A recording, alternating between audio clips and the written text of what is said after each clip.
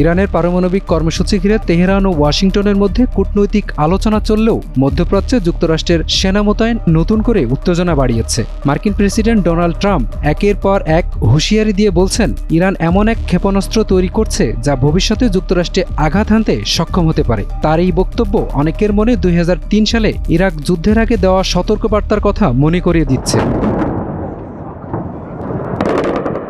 তৎকালীন president George W Bush ইরাককে গণবিধ্বংসী অস্ত্র থাকার অভিযোগে সামরিক অভিযান শুরু করেছিলেন। পরে সেই দাবি ভুল প্রমাণিত হয়।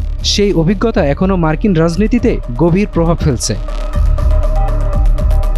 বর্তমানে ট্রাম্প প্রশাসন ইরানের উপরও চাপ বাড়াতে মধ্যপ্রাচ্যের নৌ ও বিমান বাহিনীর বড় সমাবেশ ঘটিয়েছে, যা ইরাকের সাদ্দাম হোসেন বিরোধী অভিযানের পর সবচেয়ে বড় সেনা মোতায়েন বলে মনে করা হচ্ছে। তবে হোয়াইট হাউস বলছে, এখনও সামরিক হামলার চূড়ান্ত সিদ্ধান্ত হয়নি।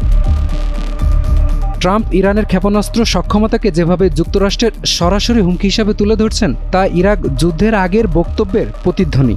সম্প্রতি মার্কিন পররাষ্ট্রমন্ত্রী বলেন, ইরানের ক্ষেপণাস্ত্র ইউরোপের বিস্তীর্ণ অঞ্চল পর্যন্ত পৌঁছাতে পারে এবং একদিন যুক্তরাষ্ট্রেও পৌঁছাতে সক্ষম হতে পারে। এই ভাষ্য ইরাক যুদ্ধের আগে ওয়াশিংটনের বক্তব্যের সাথে তুলনা টানছে বিশ্লেষকরা।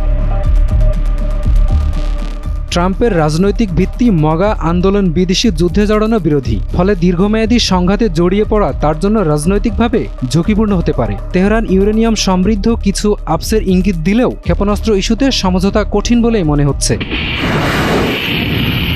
সব মিলিয়ে প্রশ্ন উঠছে, যুক্তরাষ্ট্র কি আবারও এমন এক সংঘাতের পথে হাঁটছে যার পরিণতি অনুমান করা কঠিন? ইরাক যুদ্ধের অভিজ্ঞতা সতর্কবার্তা হয়ে থাকলেও কূটনীতি ব্যর্থ হলে ইতিহাস কি নিজেকে পুনরাবৃত্তি করবে? সেই আশঙ্কাই এখন আলোচনার কেন্দ্রবিন্দু। এপি পলাশ, টাইমস টুডে।